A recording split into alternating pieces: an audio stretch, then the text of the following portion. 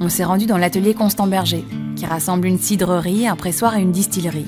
Il a été fondé par Adeline et Léandre, un jeune couple qui a décidé de placer ses valeurs au cœur de son projet et qui utilise sa raison d'être comme une véritable boussole stratégique. Notre raison d'être, c'est connecter l'homme à sa nature. Nature qui a deux sens ici, c'est soit sa nature en tant qu'être humain, on est quand même un animal hyper évolué, on a de la spiritualité, on a mis de la beauté dans tout ce qu'on faisait, la gastronomie, l'architecture, l'art, la chanson, et également on est partie intégrante de notre écosystème, ce qu'on a souvent tendance à oublier. Et nous, on a découvert très concrètement qu'un verger haute tige, donc c'est un verger naturel, qui n'a pas besoin d'engrais chimiques, qui recrée de la biodiversité, nous offrait des fruits d'une qualité exceptionnelle. Et à partir de là, on s'est dit, OK, on a un outil pour apporter un changement environnemental, une meilleure conscience environnementale. Créons des produits qui subliment en fait ce que la nature a à nous offrir, du jus, du cidre, de l'eau de vie.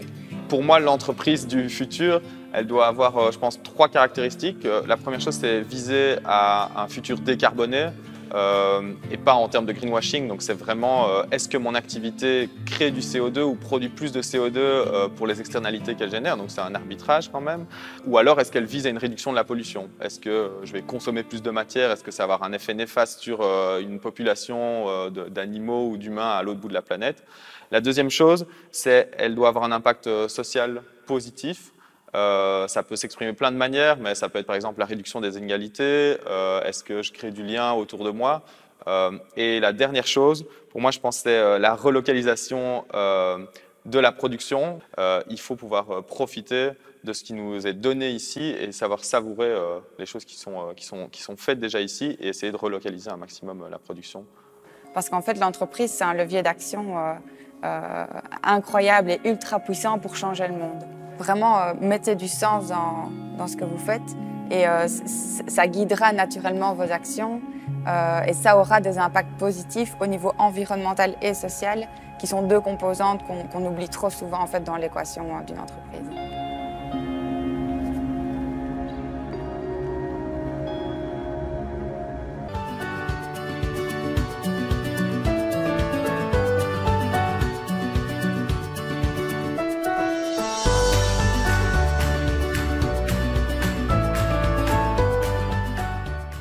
Si on commence au mois on va dire de septembre, là jusqu'au mois de novembre, c'est vraiment la période de presse.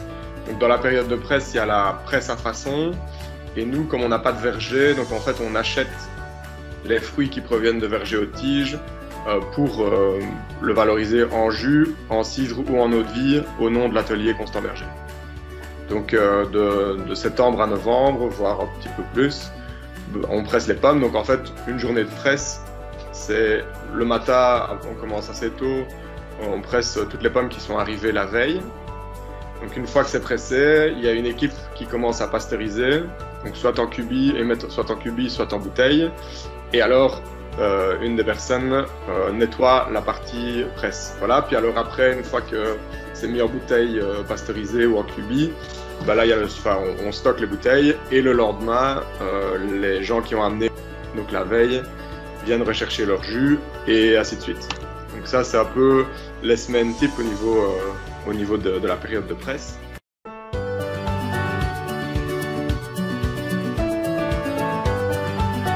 Dans la presse, une fois que les pulpes passent dans la presse, le jus tombe dans un bac récupérateur. Il y a juste une filtration mécanique pour éviter qu'il y ait des morceaux en fait, de pommes qui repassent, mais il n'y a rien d'autre. Une fois que le jus est pressé, il reste nature. Et après, on l'envoie en pasteurisation. Donc, il est pasteurisé à 85 degrés pendant 1 minute. Et 82 pendant 1 minute. Et après, directement mis en bouteille dans une tireuse qui est en circuit justement avec le pasteurisateur. Donc, on rajoute vraiment rien dans le jus. On laisse juste un tout petit peu décanter pour ne pas qu'il y ait... parce que comme on ne filtre pas et comme on ne clarifie pas, il y a évidemment un dépôt. Donc ce qu'on essaye, nous, c'est de laisser décanter un moment, de soutirer un peu plus haut que le fond du bac pour ne pas avoir un trop gros dépôt dans la bouteille. Mais c'est uniquement esthétique.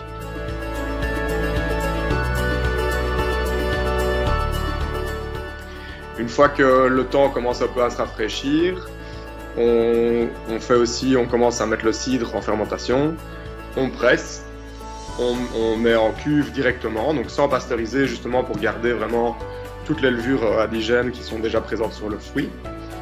Et alors après, donc, comme c'est quand même des gros volumes, il faut un petit peu de temps pour que ça démarre en fermentation. Mais voilà, on le met en cuve, on met un barboteur et on n'y touche pas en fait. On vérifie que le pH est en dessous de 4 et que la température est pas trop haute, pardon, et on laisse aller, quoi. Donc ce sont des cuves à chapeau flottant. Donc c'est un couvercle avec une gaine gonflable pour qu'il n'y ait pas d'air qui passe. Et donc en fait, on peut régler en fait la hauteur pour avoir vraiment limité l'air entre le jus et le couvercle. Et donc on met le jus en fermentation sans ajouter de levure. Et après, nous ici, c'était après une semaine et demie, il a commencé déjà à fermenter.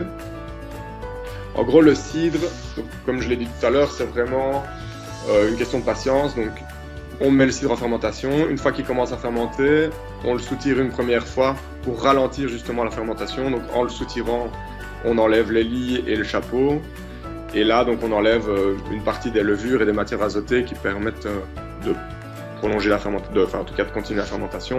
Donc, ça la calme un peu pour essayer densité, en fait, une masse volumique souhaitée. Donc ça dépend de si on veut un cidre brut, demi-sec ou doux. Et alors une fois qu'on arrive à cette densité là, on peut mettre le cidre en bouteille, et là il y a une prise de mousse qui se fait en bouteille pendant encore quelques mois.